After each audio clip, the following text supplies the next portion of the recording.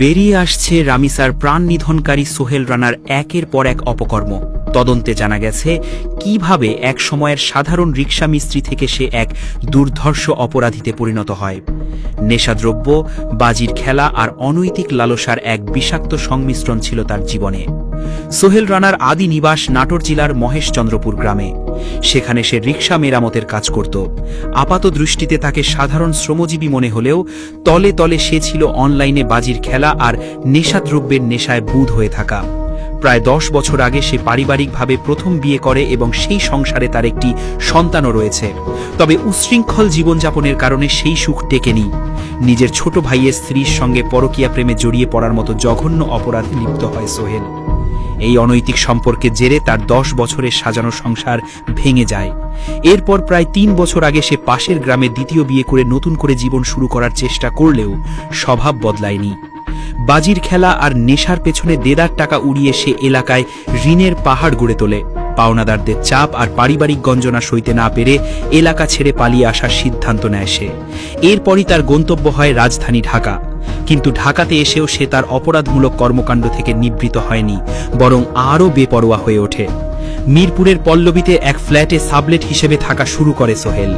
ওই ফ্ল্যাটের কেয়ারটেকার মনিরের মাধ্যমে সে জনৈক মাসুদের বাসায় আশ্রয় পায়। মনির জানান, এলাকার পরিচিত দুজন ব্যক্তির সুপারিশে সে তাকে গ্যারেজে কাজ দিয়েছিলেন। তবে তার আচরণ ছিল সন্দেহজনক।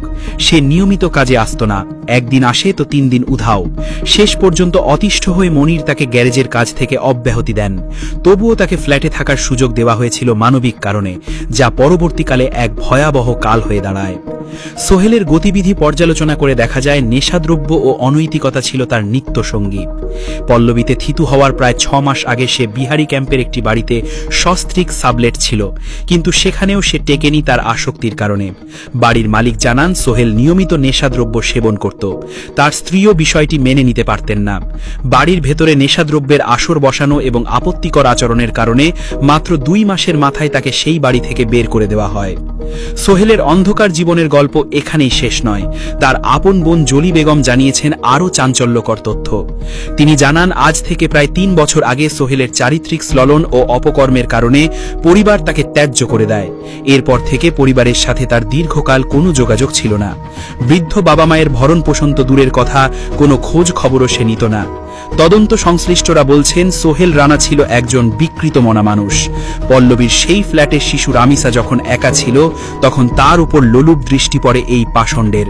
নিজের পাশবিক লালসা চরিতার্থ করার পর অপরাধ আড়াল করতে সে ওই অবুঝ শিশুটির প্রাণ কেড়ে নেয়। 7 বছরের একটি প্রাণ, যার সামনে ছিল পুরো ভবিষ্যৎ, তাকে অত্যন্ত নির্দয়ভাবে নিস্তব্ধ করে দেয় এই অপরাধী। এরপর সে সুকৌশলে পালিয়ে যাওয়ার চেষ্টা করলেও শেষ রক্ষা হয়নি। পুলিশের নিবিড় তল্লাশিতে সে ধরা পড়ে। এই রোমহর্ষক ঘটনাটি পুরো রাজধানী জুড়ে আতঙ্ক ও ক্ষোভের সৃষ্টি করেছে। একজন মানুষ কতটা নিচে নামলে 7 বছরের শিশুর সাথে এমন পৈশাচিক আচরণ করতে পারে, তা ভেবে শিউরে উঠছেন সাধারণ মানুষ। রামিসার পরিবার এখন শুধু একটিই দাবি করছে, তার যেন কঠোরতম শাস্তি হয়।